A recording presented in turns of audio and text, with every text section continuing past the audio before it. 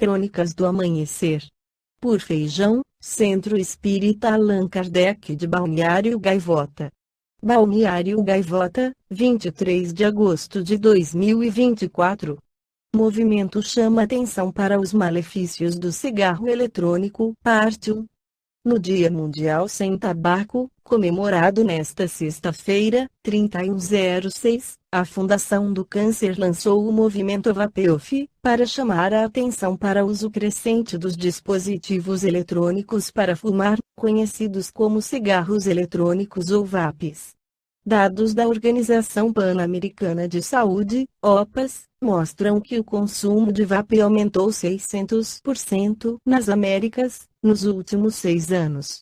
O movimento da Fundação do Câncer faz parte da campanha da Organização Mundial da Saúde, OMS, proteger as crianças da interferência da indústria do tabaco, que visa evitar a formação de novos fumantes.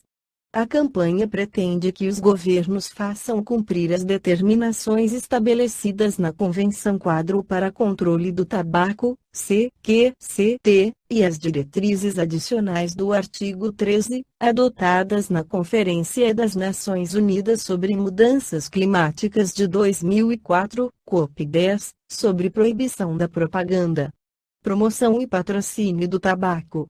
De acordo com a OMS, as empresas de tabaco gastam mais de 8 bilhões de dólares por ano em marketing e publicidade.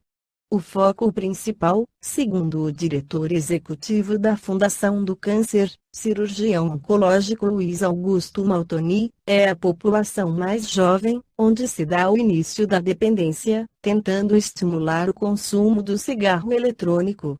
Pesquisa do Ministério da Saúde revela que mesmo proibido no país, o cigarro eletrônico já foi experimentado por cerca de 1 milhão de brasileiros, dos quais 70% são jovens na faixa etária de 15 a 24 anos.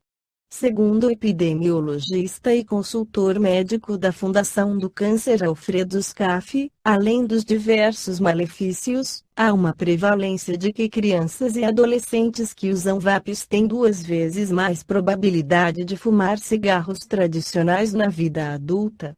A Fundação do Câncer está formalizando parceria com o braço social da Associação Nacional das Universidades Particulares, ANUP, visando lançar um desafio universitário que convoque alunos de universidades públicas e privadas de todo o Brasil e professores para desenvolverem projetos que cheguem nos jovens, com a temática do cigarro eletrônico.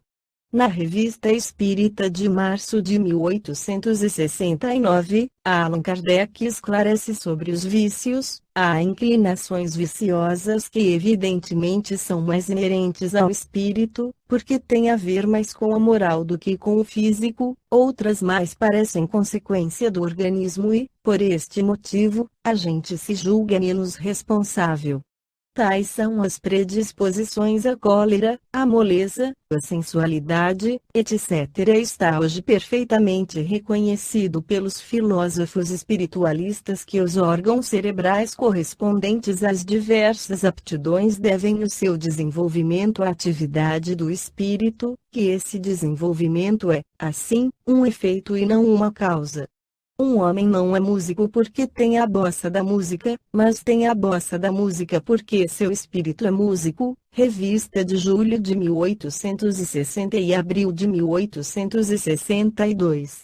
Se a atividade do espírito reage sobre o cérebro, deve reagir igualmente sobre as outras partes do organismo. Assim, o espírito é o artífice de seu próprio corpo, por assim dizer, modela-o, a fim de apropriá-lo às suas necessidades e à manifestação de suas tendências. Assim sendo, a perfeição do corpo nas raças adiantadas seria o resultado do trabalho do espírito que aperfeiçoa o seu utensílio à medida que aumentam as suas faculdades. Escusar-se de suas más ações com a fraqueza da carne não é senão um subterfúgio para eximir-se da responsabilidade.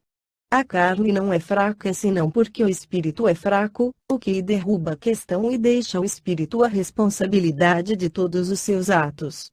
A carne, que não tem nem pensamento nem vontade, jamais prevalece sobre o espírito, que é o ser pensante e voluntarioso.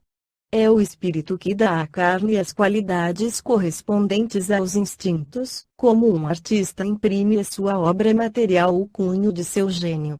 Liberto dos instintos da bestialidade, o espírito modela um corpo que não é mais um tirano para suas aspirações à espiritualidade de seu ser. Então o homem come para viver, porque viver é uma necessidade, mas não vive para comer. A responsabilidade moral dos atos da vida, portanto, permanece íntegra.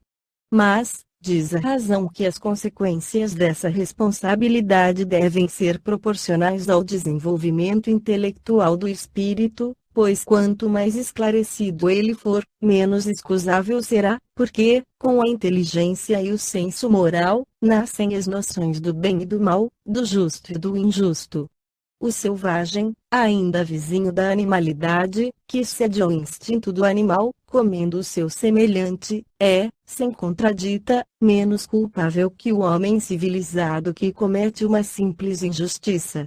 Esta lei ainda encontra sua aplicação na medicina e dá razão do seu insucesso em certos casos. Considerando-se que o temperamento é um efeito, e não uma causa, os esforços tentados para modificá-lo podem ser paralisados pelas disposições morais do espírito que opõem uma resistência inconsciente e neutralização terapêutica. É, pois, sobre a causa primeira que devemos agir. Se se consegue mudar as disposições morais do espírito, o temperamento modificar-se-á por si mesmo, sob o império de uma vontade diferente ou, pelo menos, a ação do tratamento médico será ajudada, em vez de ser tolhida. Se possível, dai coragem ao poltrão, e vereis cessarem os efeitos fisiológicos do medo. Dá-se o mesmo com as outras disposições. Esta foi a crônica do amanhecer de 23 de agosto de 2024. Por Alfredo Feijão Lopes.